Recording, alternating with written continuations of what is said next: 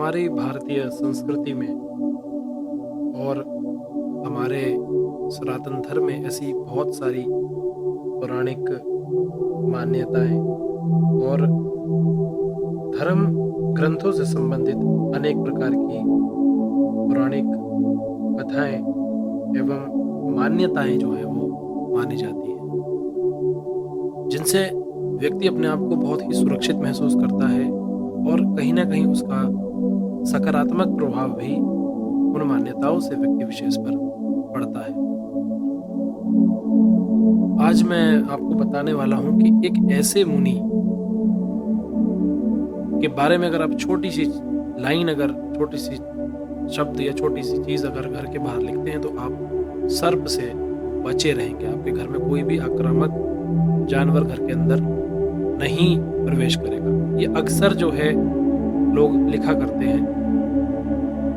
जैसे सांप का नाम सुनते ही लोगों के मन में एकदम से भय उत्पन्न हो जाता है, और वैसे भी हमारे शास्त्रों में सर्प को जो है वो काल का ही प्रत्यक्ष स्वरूप माना गया है। आज के समय में भी सर्पदंश जब हो जाता है किसी को, तो ज्यादातर ग्रामीण लोग जो है अंचल में झाड़ फूंक आदि का ही सहारा लेते हैं, जो कि अत्यंत ही गलत है। हमें उस सांप की पहचान करके तुरंत नजदीकी स्वास्थ्य केंद्र में पहुंच करके उसकी वैक्सीन को ढूंढना होगा, वो बहुत आवश्यक है। झाड़ फूंक से इतना कोई संबंध उसका नहीं है, लेकिन आज के समय में यह सबसे पहले प्रायोरिटी होनी चाहिए। सर्पदंश जैसी विकट परिस्थिति में भी झाड़ फूंक व टोने टोटे करने के स्थान पर अतिशीघ्र अगर चिकित्सा ली जाए तो आपको जल्दी आराम होगा। बहरहाल आज हम प्राचीन समय में प्रचलित एक परंपरा के बारे में बात करेंगे। आपने यदा कदा घरों की बाहरी दीवारों पर आस्तिक मुनि की दुहाई नामक एक वाक्य लिखा देखा होगा ग्रामीण क्षेत्रों में।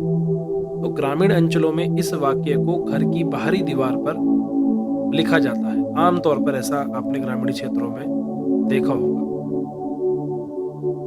लेकिन इसके पीछे कारण क्या है, कथा क्या है? अगर आप भी नहीं जानते तो मुझे जरूर बताइए कि आप क्यों नहीं जानते और क्या आप जानते हैं इस विषय में। आस्तिक मुनि की दुहाई नामक वाक्य घर की बाहरी दीवारों पर सर्प से सुरक्षा करने के लिए ही लिखा जाता है। ऐसी मान्यता है कि इस वाक्य को घर की दीवार पर लिखने से उस घर में सर्प प्रवेश नहीं करता। इस मान्यता के पीछे एक पौराणिक कथा हुई भी जुड़ी हुई है।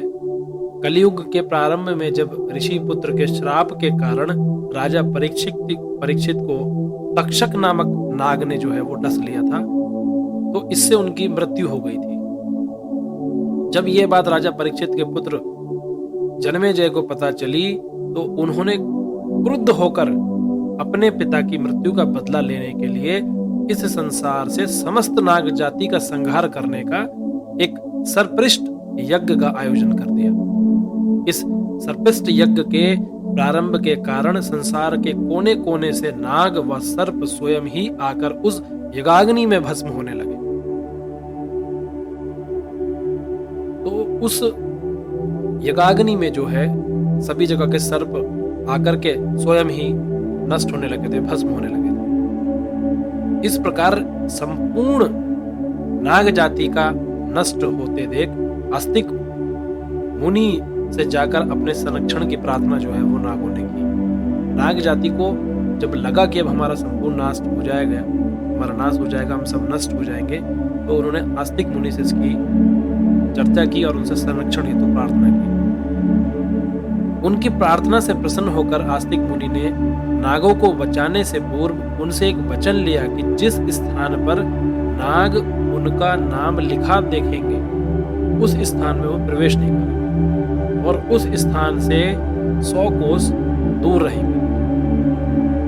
नागों ने अपने संरक्षण हेतु आस्तिक मुनि को जब ये वचन दिया कि आस्तिक मुनि ने जन्मेजय को समझाया, जैसे ही नागों ने उनको वचन दिया, आस्तिक मुनि ने उनको समझाया, किसको? जन्मेजय को समझाया, और आस्तिक मुनि के कहने पर जन्मेजय ने सर्पास्ति जो सर्पेष्टि यज्ञ था वो बंद कर दिया। इस प्रकार आस्तिक मुनि के हस्तक्षेप के कारण नाग जाति का पूरा आसन्न संहार रुक गया।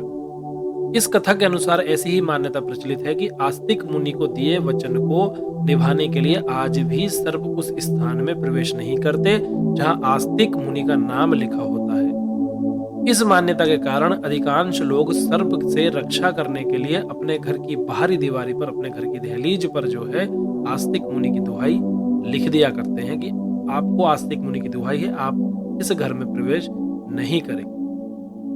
अब आप इसको चाहे जो कहिए, ये एक पौराणिक कथा है और मान्यता है, इसके पीछे यही कारण है।